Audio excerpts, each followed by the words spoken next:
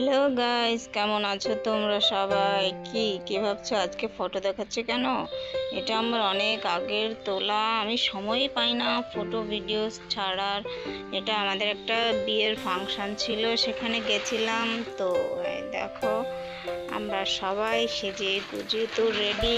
আমি আর আমার ছোট মেয়ে প্রথমে গেছিলাম, পরে আমার বড় মেয়ের এক্সাম ছিল, এক্সাম থেকে নিয়ে এসে পরে আমার হাজব্যান্ড আর বড় মেয়ে গেছিলো সেই বিয়েতে। তো আমি সকাল থেকে তৈরি হয়ে রেডি হয়ে দেখো দোকানে এসে বসে আছি, কখন গাড়ি আসবে।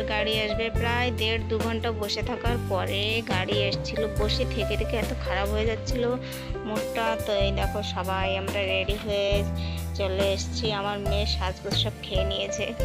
পরে এই দেখো এটা ছিল সমারোহ, বিয়ের সমারোহ, কি বলে আরে সমূহ বিবাহ, এবার মনে পড়েছে। মানে অনেকগুলো বিয়ে একসঙ্গে। আমরা যেদিন গেছিলাম সেদিন 657টা বিয়ে হয়েছিল।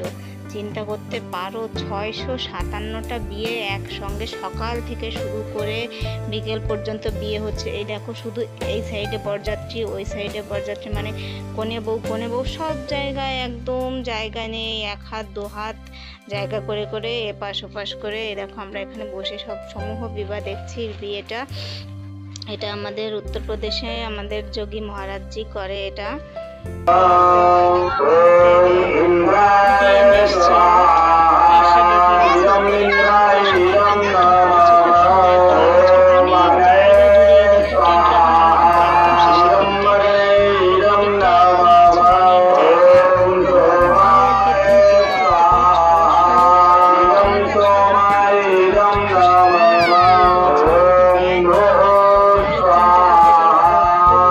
এসেছে, ওদের জন্য খাওয়া দাওয়া দিয়েছিল। তো বিয়ে শেষে দেখো আমার চেহারার অবস্থা কি হয়েছে। আমরা সবাই সেলিব্রেট করে চলে এসেছি দোকানে। তো আসার পরে আবার একটু ফটো খিঁচলাম যে কেমন হয়েছে। আমার মেয়ে তো বিয়ের থেকে সে মালা নিয়ে চলে এসছে, বরযাত্রীর যে মালা।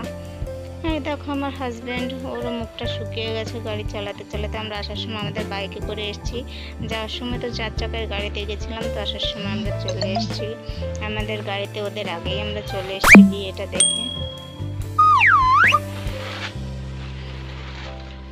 তো আমার মুড খুবই খারাপ। ওই দেখো মালাটা পরে আছে, সাদা মালাটা বিয়ের আসর থেকে নিয়ে এসছে কনে বউয়ের। তো ওদের সরকার থেকে গিফট দিয়েছিল, ল্যাগেজ দিয়েছিল, একটা রূপোর চেন দিয়েছিল মালা বড় করে, আর ডিনার সেট দিয়েছিল ওদের গিফট। তো আমরা গেছিলাম, আর খাবারও দিয়েছিল ওখান থেকে সরকার থেকে। এটা যেহেতু সমূহ বিবাহ সরকার থেকে দেওয়া হয়েছিল, তো আমরা খুবই এনজয় করেছি। কেমন লেগেছে আমার সব কিছু